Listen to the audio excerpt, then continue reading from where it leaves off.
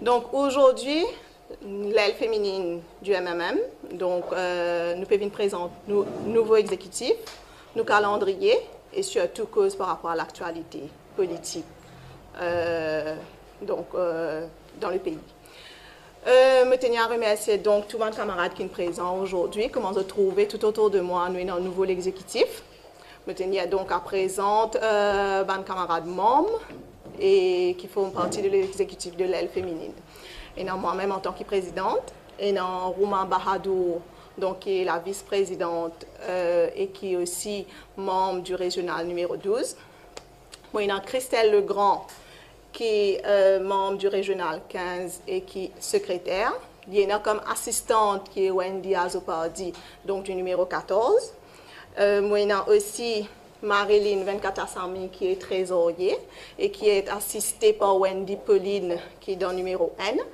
Et sans oublier donc mon camarade représentant CC et exécutif aussi. Nous avons nos camarades Mesabine Karamtali, malheureusement il n'est pas présent pour raisons professionnelles. Moi, il y a un camarade Zabine aussi qui est dans le numéro 15. Nous avons nos camarades Charlini qui est dans le numéro 19. Et moi, il y a mon camarade Selvi Ramen qui est dans le numéro 17. Donc, comment se trouver, c'est une bonne répartition de tout ban régional, donc tous les 20 régionales. Nous avons un membre dans chaque exécutif. Et pour vous dire, cette fois-ci, donc au plus large, nous avons 40 membres féminines dans l'aile féminine. Que là, avant, c'était une vingtaine. Maintenant, ça a doublé. Donc, juste pour donner la chance à madame pour participer donc dans ma formation, dans ma réunion, plus d'idées, plus de diversité aussi. Donc, ça aide pour le parti, ça aide pour vraiment travailler vers un avancement dans la participation féminine au sein de la politique. Donc, en plus, certainement au sein du MMM. Donc, vous pourrez remarquer que ça va dernier temps-là, que la MMM prend une position pour plus contribution de la femme dans le parti. Donc là, nous prenons une décision l'année dernière pour intégrer madame dans le comité central. Là, nous demandons un représentant de chaque circonscription qu'il y ait une femme et ainsi qu'un homme. Donc, nous, comité central, il arrive trouver avec un nombre participatif des femmes beaucoup plus importante qui certainement bien positif pour le parti à l'interne. Donc, si nous, parti, nous avons envie de faire un changement dans le plan politique par rapport à la participation de la femme, donc autant que nous commençons à l'intérieur.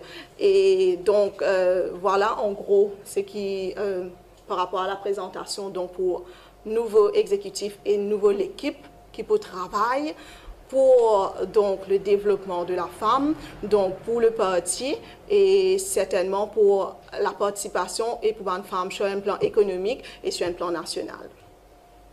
Deuxième point que nous avons abordé, certainement donc un nouveau l'exécutif, un nouveau l'équipe, et un nouveau programme, un programme étalé sur 2 ans. Parce que nos mandats sont sur 2 ans.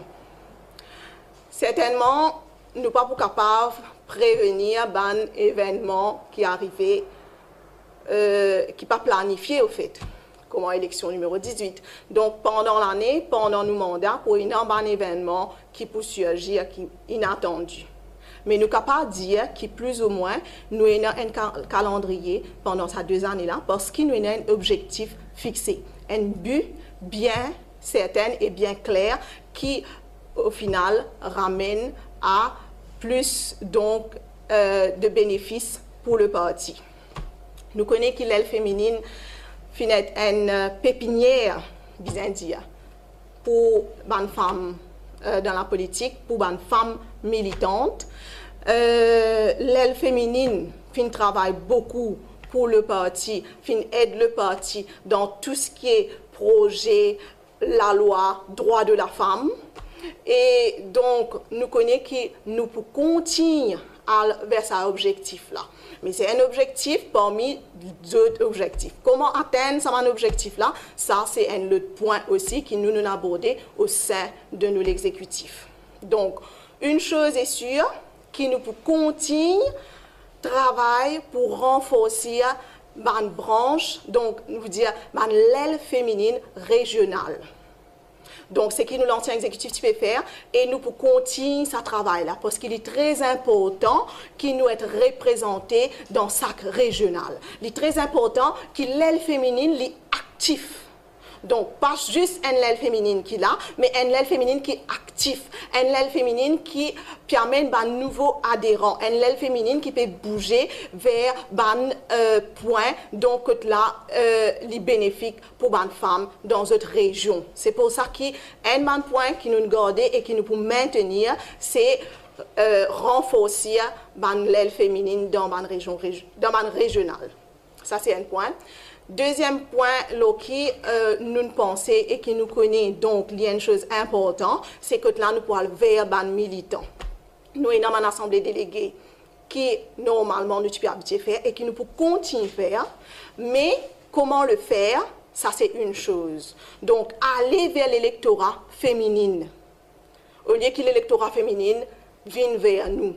Donc, c'est un effort que nous devons faire pour la femme. Parce qu'il nous connaît qu'il y a une femme souvent des fois avec ma préoccupation familiale, professionnelle, liée à une situation que là, nous prenons les temps. Donc, nous pour régionaliser l'assemblée déléguée. Que là, nous, au lieu que tout rejoigne un point, c'est nous, l'exécutif, qui me pensait avec le nombre qui nous était maintenant, nous sommes capables à ce moment-là de faire un travail dans une région, que là nous regroupe une régionale, 3 régionales, 2 régionales, et à ce moment-là, nous travaillons au terrain.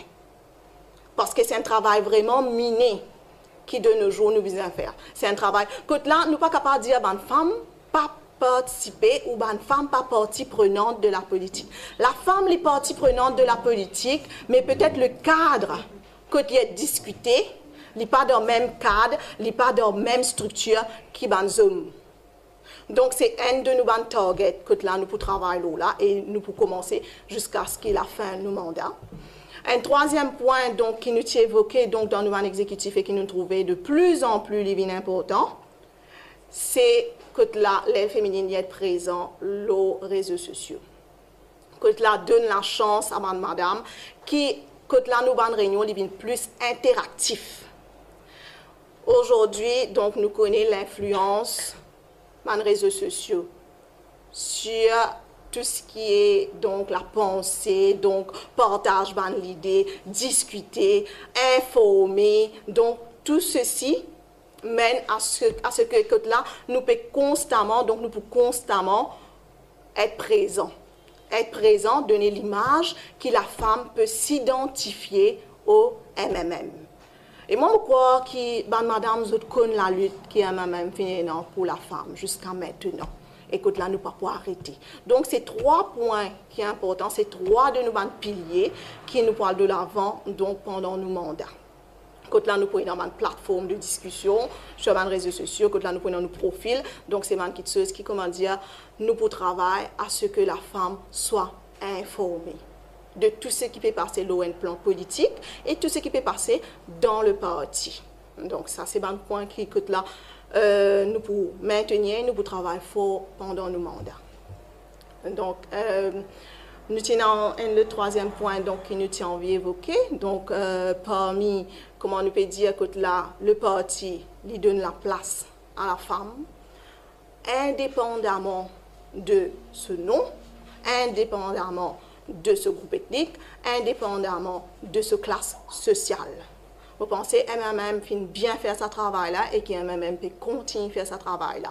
Et quand là, nous trouvons même dans le numéro 18, quand là, MMM fait un grand effort et nous fait une place une femme comme candidate et qui vraiment, ça peut passer bien donc, dans sa circonscription-là. Quand là, on a 4 bornées bien accueillir cette idée-là. Et quand là, l'aile féminine bien présent pour aider Nita donc dans tout ce qui est pendant sa campagne. Et donc tous nos exécutifs et tous nos membres bien présents au terrain par rapport donc à sa campagne qui peut passer là. Et que là, nous pouvons mettre tout en atout et tout donc capacité féminine en action et pour travail donc pour sa élection partielle là. Deuxième point aussi, ou troisième point aussi qui me pour mettre de l'avant, qui est malheureux et qui nous est bizarre en ce moment-là, vraiment bizarre, hein, parce qu'il y a 3 semaines de cela, donc l'ancienne l'aile féminine, exécutive de l'aile féminine, tu fais une conférence de presse, quand là nous te demande à ce que Ravi Ratna est out.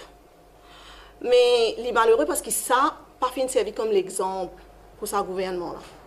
Parce que quand nous avons cette décadence par rapport à tout ce qui va passer, tout ça problème et tout ça polémique par rapport à mon machotisme, donc les hommes qui dans le gouvernement en ce moment, qui soi-disant élus du peuple et qui peut faire quelque chose qui vraiment peut gâter l'image de ma femme et le non-respect.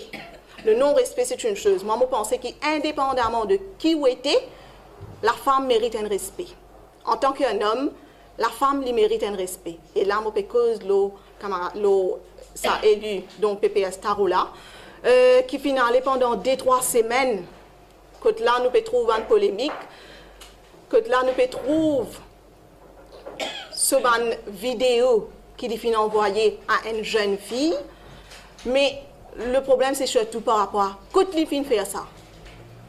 Donc, qui place les filles faire ça? Déjà, c'est quelque chose, c'est un abus. Déjà, c'est quelque chose qui est incroyable, qui est même impensable.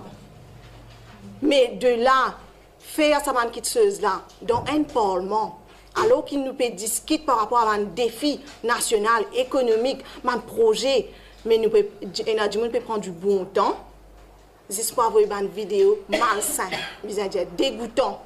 Mais nous demander, l'aile féminine, comment nous demandons qui Ravi Ratna out, nous demander à ce que ça PPS là, n'est pas siégé dans le Parlement, tant que ça incident là, tant que ça n'est pas clair.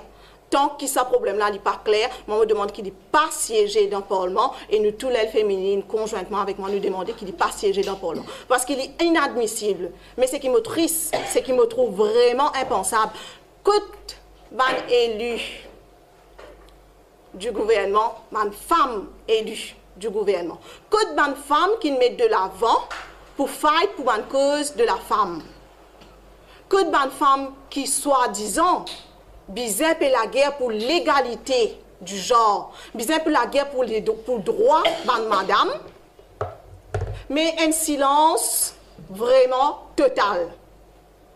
Mais c'est un manque de respect. Ravi Ratna qui vient avec un propos incroyable envers un journaliste.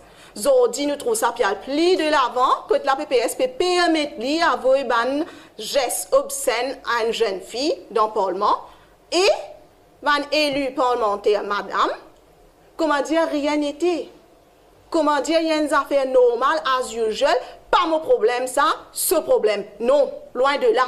C'est problème d'une femme. C'est un non-respect envers une femme, envers une jeune fille. Vous ne pas connaître ça du monde qui siège à côté de Tolora là, comment il peut sentir, et surtout si c'est une femme. Donc, c'est un point qui, moi, me pensais, est vraiment décevant. Si nous finissons élus, madame, pour aller dans le Parlement, pour discuter de nos droits, nous ne pas seulement madame. Quand ils votent ainsi que pour les hommes. Mais est-ce qu'ils peuvent représenter ça électorat féminin là? Donc, venant des hommes aussi, moi, je vous dire un élu parlementaire, mais surtout par rapport à ça, madame là. Moi, je vous demander à ce qui speaker, il prend ça comme un sujet vraiment sérieux. Quand là, n'est pas capable de continuer permettre à la rentrée parlementaire, nous trouvons un monde qui rentre, business as usual, assisé. Donc, d'une autre façon, peut donner le droit, permettre-lui, recevoir ce téléphone et réenvoyer peut-être une autre vidéo à je ne sais pas qui. Aujourd'hui, nous pouvons juger que peut-être la fille, nous pas là pour prendre ni l'intérêt de personne, nous pas là pour prendre l'intérêt de la fille, mais si nous pouvons dire que voilà, parce qu'il est triste qu'il nous trouve des fois peut causer par rapport à cette fille-là, ah, parfois ne pas faire ça, cette fille-là en tout et tout, mais demain, est-ce qu'ils peuvent permettre qu'il fasse ça, même envers ce femme, même envers un quelqu'un qui est majeur? Donc, est-ce qu'il nous peut dire, ben oui, ça est ok? Non, loin de point de droit, nous dire qu'il est bien out depuis dans le Parlement, par respect pour la femme. Donc, j'espère que ça est pris au sérieux, même par la population aussi, parce qu'il est payé par la population mauricienne, non pas pour le faire un geste, non pas pour le dormir, mais au contraire, pour travailler. Mais si ça a été du monde là, puis assisé pour prendre du bon temps, autant qu'il y a en dehors au Parlement. C'est ce qui m'a bien fait un moment de point. Et si il y a des autres questions, si il y a des questions, bien sûr, nous là pour répondre à ces questions.